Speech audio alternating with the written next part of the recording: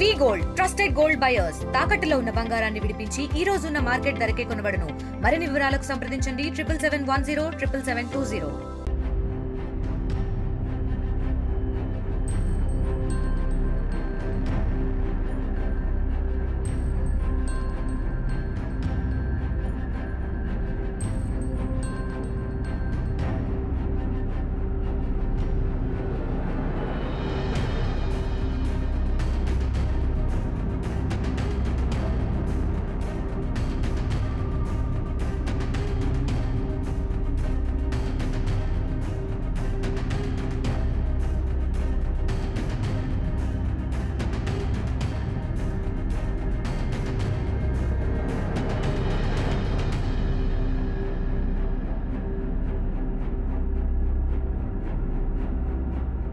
హైదరాబాద్ విజయవాడ జాతీయ రహదారిపై పొగమంచుతో వాహనదారులు ఇబ్బంది పడుతున్నారు. గత 2-3 రోజుల నుంచి కూడా మనం చూస్తున్నాం. తెల్లవారుజాము నుంచి ఉదయం 9 అయినా కానీ పొగమంచు దట్టంగా కమ్ముకోవడంతో కూడా వాహనదారులు లైట్లు వేసుకొని కూడా అదేవిధంగా వస్తున్నటువంటి పరిస్థితి కనిపిస్తుంది.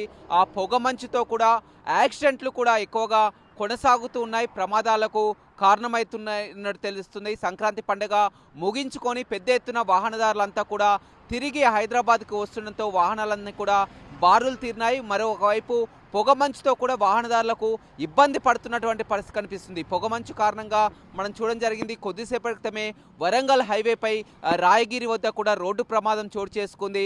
లారీని వెనకాల నుంచి కారు ఢీకోవడంతో కూడా 2 మృతి చెందడం జరిగింది.